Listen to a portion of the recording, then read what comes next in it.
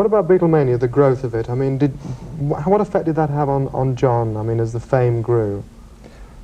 Well, I find it very hard to separate John, I think a lot of people do, from the Beatles. I think even 10 years after they've broken up, I find it very hard to, I know they've all gone their own ways, but I think people would still, I mean, the old thing about them actually getting back together, I mean, it's still very prevalent. People say, up until this morning have said, when are the Beatles going to get back together? Rumours have been around, they're going to get together. I think that's what the public would love. And I think the public were very upset that it did split that way. It had to happen. Couldn't go on forever like that. But you say there were 4 individuals. Wasn't that the attraction, that all 4 of them had something to give? Wasn't that what made their image grow? Exactly that. I mean, I think on their first trip to America, Ringo Starr was the main attraction, which we couldn't really understand in this country, I think. But you're right, everyone has, each individual Beatle had a character, a personality of his own, and that was something very, very new in those days. All right. The big question that everyone talks about with the Beatles is obviously the McCartney-Lennon relationship.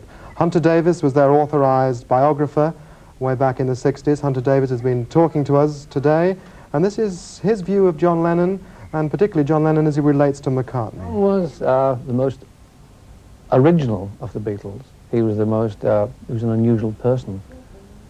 But he wasn't really the leader, because he didn't, he was too individual to be a leader. He was the strongest, most dominant person in the early days, because he was absolutely so iconoclastic and outrageous and did amazing things, and he was tough and he was cynical. And I mean, the Beatles is the sum of the whole. And they were a genius group, but individually, they all contributed something to it, and that's really what John gave to them. He was really, in many ways, the first punk. I mean, it's strange to think back to the 60s. Even wearing long hair was looked upon as disgusting and awful.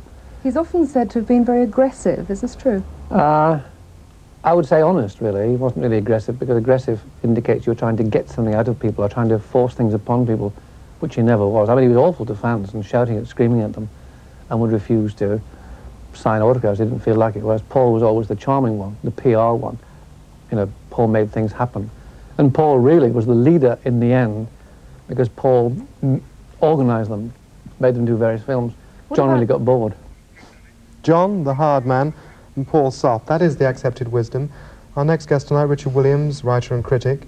Richard, do you see that the way we all understand the Beatles is, of course, this idea that John sort of hardened up Paul and Paul smoothed down John? Is that fair? Yes, I think that's true. I think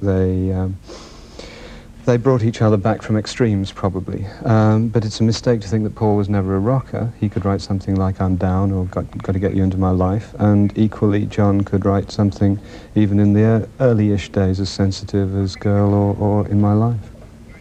Do you, though, see him as the man on whom the black leather jacket sat most comfortably in those early days, the man with the edge? Yes, I think in that sense he was a stronger hardcore rocker, a kind of a rebel rocker, if you like, than Paul was.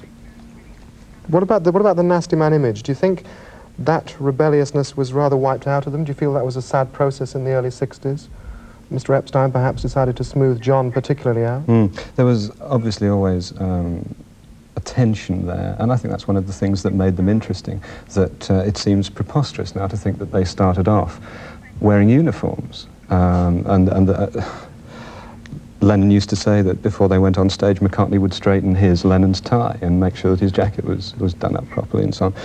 And even then they were thought of as rebellious. That seems absurd, doesn't it?